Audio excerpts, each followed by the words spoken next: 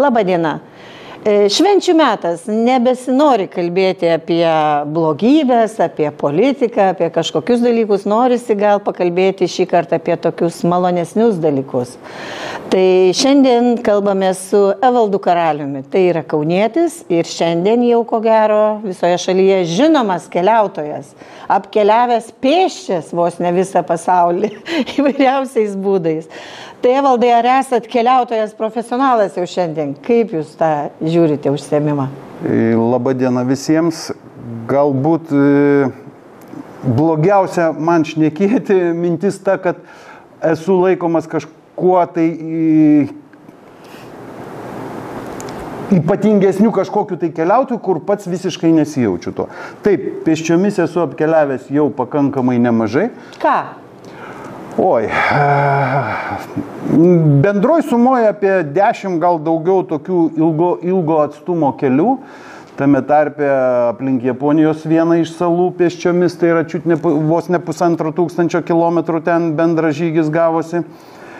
Iš tokių įdomesnių galbūt dar kelionių, jau nešnekant apie visas Santiago kelius, tai būtų Grenlandijos atkarpa kelio, nes ten tik vienas kelias toks ir egzistuoja.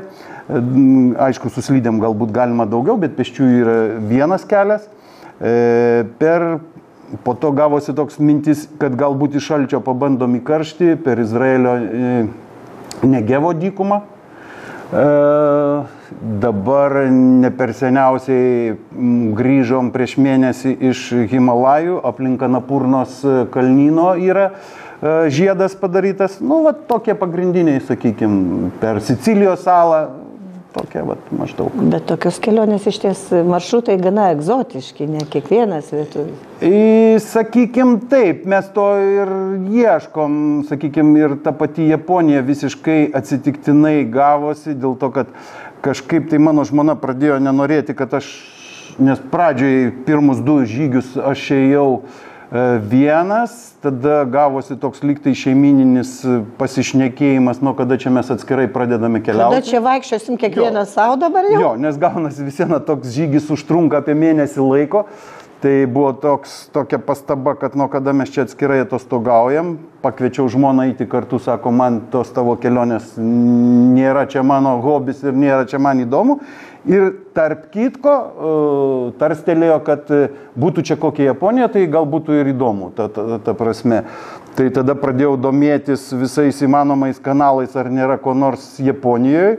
Ir atradau su draugų pagalba iš užsienio, kad Japonijoje yra daugiau negu 1000 metų kelias, kurio pagrindinis atstumas vien sudaro 1200, o mes dar daugiau biškėjom. Tai ta prasme... Ir nuo šiol vaikščiosim kartu. Nuo šiol vaikštom kartu, jo. Tai po to, po Japonijos sekė būtent Grenlandija, kaip minėjau, Izraelio. Bet su žmona nėra blogai. Vienas dalykas, kadangi jį truputį turbūt daugiau nori to poilsio ir komforto, tai tu priverstas šiek tiek prisitaikyti, o kita vertus jinai pati irgi galbūt patenka į tą aplinką, į tuos išbandymus, kurių nenorėjo, bet kurie užkabina.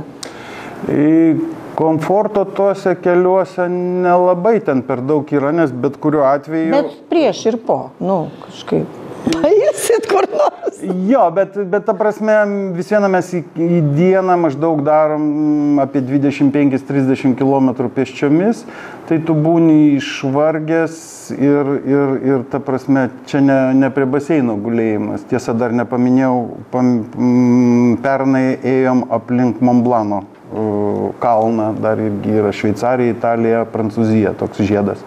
Labai, tarp kitko, vienas iš gražiausių. O Evaldai, kas žmogų gena į tą kelią? Mano pažįstamų nemažai renkasi tokias ekstremalias keliones, fizinių pastangų reikalaujančias būtent ėjimą ar panašiai.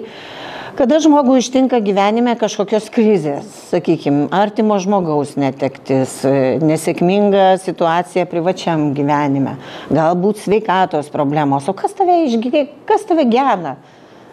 Ar tai yra... Kartais tai atrodo, kad kai žmonės pradeda tą daryti, tai jie kažkaip užsikabina, tai kaip narkotikas. Kuo daugiau bandai, tuo daugiau nori. sąlyginai sutinku. Pirmoji, tai mane galbūt ne kažkokios bėdos ar problemos, o sportinis interesas save išbandyti, kiekgi aš galiu, nes niekada nelaikiau save labai kažkokiu tai sportišku ar kažko tai. Ir tas mane kažkaip tai intrigavo, aš galėčiau tiek ar ne. Ir mano pats pirmasis žygis ir buvo to paremtas, kad aš save nurašiau, kad aš jau esu per senas, kad galėčiau ten 1000 kilometrų pėsčiomis nueiti, kad čia jaunimo reikalas. Bet paskui, kai pradėjau gilintis ir pamačiau, kad bendramžiai eina, sugalvojau, kad vis tik bandau, rizikuoju. Ta prasme, ir kiekvienas žygis mano, kadangi aš juos visus bandau nesikartoto, vienur šalta, kitur karšta, vienur aukštai, kitur žemai, tai ta prasme, kiekvienas ir yra toks savo išbandymas. Į kokį aukštį aš galiu įlipti, kiek aš galiu eiti karštyje, kiek aš galiu eiti, sakykime, šaltyje, kiek Grenlandiją, daleiskim, visiškai be civilizacijos, mes neturėjom ieškotis įrenginį kokį nors, kad jeigu atsitiktų bėda, kad tu galėtum išsiųsti bent jau SOS signalą, nes ten ryšio nėra visiškai, ta prasme žygio metu. Tai tas daugiau sportinis savęs. Ir kiekvieno žygio metu vis galvoju, ar aš galiu tiek aukštai užlipti ar negaliu, ar leis man sveikata ir mano fizinis pasiruošimas ar neleis. Tačiau norėčiau pasakyti, kad mes visi tik dvejojam, bet iš tikrųjų mes bet kuris galim eiti, surizikuoti ir tą padaryti. Tiesiog reikia bandyti. Reikia bandyti, taip. Aišku, savaime būna situacijų, kur... Norisi verkti. Kur, sakykime, žinau irgi, kada žmogui sakiau, ką tu čia dabar stoji po vienos dienos, o jisai į antrą dieną parodo man savo kelenį kaip kaladė kelnėse, ta prasme, tas kelias ištynės. Tu negali žinot, kaip kiekvieno sureagos organizmas. Gali būti, kad tau teks nusiimti, bet tu tada žinosi, kad yra taip. Arba bandysi dar kartą. Arba bandysi vėliau. O sakyk, faktiškai vis tiek, turbūt viską atperka tas adrenalinas ir tas galutinis variantas, kai tu suvoki, kad aš galiu. Yra tas toks pasitenkinimo, kai pavyksta įveikti kažkokį savo užsibrėžtą tokį. Be abejo. Tik tai tiek, kad labai dažnai pastebiu tą dalyką, kad kada tu būni pykiniam tam tokiam variante, kada tau jau labai sunku tuo metu ir kad ateina ta mintis, kad ką aš čia veikiu, ką man to reikia, kodėl aš tą darau. Ir galbūt mintyse pagalvoju, čia bus paskutinis kartas, daugiau jau man užtenka save taip kankinti, bet užtenka praeiti keliom savaitėm ir tu jau rezgi planą, kur sekantis žygis. Ta prasme, ir šį kartą mums lygiai taip pat buvo Himalajuose, kada užlipom ten į 5,5 kilometro ir galvoju, ką aš čia veikiu. Bet nusileidus jau galvoju kitaip. Sakyčiau, panašiai kaip moterims su gimdymu. Atrodo, niekada, tai yra toks skausmas, tokia kančia, niekada gyvenime. Tai žiūrėk, praeina savaitė. Šitos patirties neturiu, negaliu pasakyti. Galėčiau, ir viskas užsimiršta, ir nori daugiau vaikų, ir viskas gerai. Sakyk, o iš tikrųjų, kokių įdomių, gal kokių istorijų, nuotykių, kurias tikrai įsidėmėjai visam gyvenimui, ir kažkokių pamokų iš tų kelionių? Oi, sunkus klausimas, kokias čia pamokos. Pamokos arba nuotykiai, kurie tikrai buvo netikėti gal kažkokie.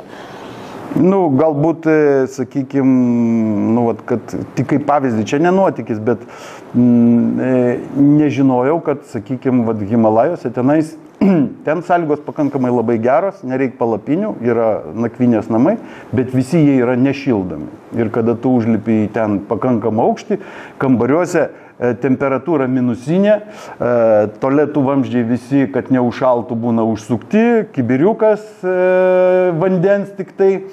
Tai kai reikia tau miegoti tokioj ten -10 ar -15, įdomiausia tas, kad jokio sandarumo jie ten nesiekia, pro durų apačią katinai gali landžioti plyšiai tokie ir, kaip sakau, minusinė temperatūra. Tas toks, kada turi drabužių susidėti į... Iš komforto zonos tikrai reikia išeiti. Jo, ten drabužių susidėdi į miegmaišį, kad ryte kažkaip tai galėtum apsirengti ir taip toliau. Bet čia nenuotykis, čia gal toks, O labai daug žmonių ir tuo labiau į tas tokias ekstremales, egzotinės keliones ir šiaip nesiryžta keliauti. Aš tiesiog pati pati, mes ne taip drastiškai kaip tu, bet taip paprašiau, bet irgi visą pasaulį beveik apskridę, tai tiesiog žmonės labai stebisi. Galvojama, kad tam reikia arba be proto daug pinigų, arba kažkaip žmonės nesiryšta, sako, bet aš nemoku kalbos, man niekas nepasakys, kur eit, ką daryti, o tai klausimas, tai kokios kalbos tu nemoki? Kodėl? Ta prasme, gal čia kažkokio, tiesiog galvoju pas žmonės, tas toks, kodėl jie nedrįsta, kaip paskatintum vis tik žmonės keliauti įvairiais būdais? Aš galiu pasakyti, kad susiduriu su ta pačia problema, dėl to, kad šiaip mokykloje mokiausi vokiečių kalbą, kuri senai pamiršta, nes nenaudojama ir iš vis jos nemoku, o anglų kalba yra toks savamokslis kiek iš filmukų, tai ta prasme, man reikia, kad anūkai išverstų, jeigu nesu tikrai nei kalbantis, nei šnekantis, ir taip be tos kalbos žinojimo ir keliauti. Eiti tai netrukdo. Bet aš pasakysiu tai, kad ne kiekvienoje šalyje tas ir mokėjimas tos kalbos gali padėti. Pavyzdžiui, einant aplink Japoniją, salą, japonai irgi nešneka angliškai. Tai daug šalių nešneka. Taip, jeigu aš būčiau ir mokėjęs, tai vis viena, o tada ieškai kitų tiek, sakykime, komunikavimo būdų. Taip, ar tai pirštais, ar tai kažkokį žemėlapį pirštų baksnuoji, rodai jam kažką. Aš kiekvieną naktį turėdavau užsisakyti nakvynę, tai tu ateini pas senuką 100 metų, jam rodai pirštų į telefoną, kad jisai paskambintų tenais į tą nakvynės vietą, ar yra, ar nėra ten galimybė. Taip, kad čia ta kalba yra tik tai vėlgi pačio savęs nugalėjimas, kad surizikuoti išeiti nemokant kalbą. Tie baubai tik galvose mūsų yra ir tos baimės. Taip. Galima išsisukti, lygiai taip pat kaip nusipirkti metro bilietėlį, jeigu viskas hieroglifais. Lygiai tas pats, kažkaip eini, kažkaip kalbi, kažkaip tai prašai, kažkas padeda, prieina ir... Kažkaip, norint ką nors daryti, reikia daryti. Reikia daryti, taip. Iš tikrųjų. O sakyk dabar, pavyzdžiui, kai kurie žmonės iš tikrųjų galvoja, kad tai yra labai labai brangu. Kaip jūs tą darot? Ar jūs darot tą savarankiškai? Ar ieškot kažkokių tai agentų, kažkokių grupių? Yra susiformavęs draugų ratas, su kuriuo kartais, sakykime, kompanija, kur mes, kaip pasakyti, pakeliaujam kartu ir jeigu ten viena grupė susidarė, sakykime, tai mes po tos kelionės kartu galvojam sekančią kelionę. Bet, sakykime, tai pusę kelių ėjau taip 4-5, pusę kelių ėjom kartu su žmona 2. Ta prasme, tai įvairiai čia, nebūtinai su kompanija. Brangumas vėlgi priklauso nuo šalies. Aš labai stebėjausi, kad paskutinė mūsų kelionė, tie patys Himalajai, galbūt didžioji dalis kainos bilietas, o ne lėktuvo bilietas, skrydis. O tenais vietoj tikrai viskas labai pakankamai pigu, net stebėtinai pigu. Žmonėm reikėtų keisti tą tokį požiūrį, nes aš pati susiduriu. Dažnas nebijo atostogauti, skristi į Europą. Aš visada sakau, taigi niekur brangiau pasaulyje nėra nieko. Kodėl jūs skrendate, kur brangiausia? Jeigu tu truputį daugiau išleisi bilietų skrydžiui, tai ten, kur tu nuskrisi į kitą žemės rutulio pusę, bus viskas beveik veltui. Ir galutiniam variante, net kartais tikrai įdomu pasiskaičiuoti ir aš kada nors sakiau, tikrai pasidarysiu tą tyrimą. Nes į Italiją nuvažiuoti, pavyzdžiui, manau, mums buvo brangiau negu į Filipinus ar Pietryčių Aziją. Tai... Aš galiu pasakyti tam tikrų skaičių, sakykime, kad gidas, kuris veda Himalajose, ten savarankiškai nelabai keliauja, dėl to, kad, ta prasme, taip ten priimta, įmanoma, bet visi ima šerpą, kuris neša, sakykime, tavo kuprinę, nes kalnuose dideliame aukštyje pakankamai sudėtinga yra eiti. Tai dabar įsivaizduokit tokį dalyką, kad apie 14 dienų žygis su maitinimu 3 kartus per dieną, nakvynę, gido paslaugom ir nešiko paslaugom žmogui kainuoja nuo 1000 iki 1200. Tai tikrai nėra daug, kada įeina ir nakvynė, ir maitinimą. Tai jau tikrai Europoje 2 savaitės būtų turbūt daugiau, sėdint ant šezlongo prie baseinuko ir ant akmenuoto kranto. Manau, kad ir čia, kaip sakau, visos paslaugos įeina. Kuo toliau, tuo geriau.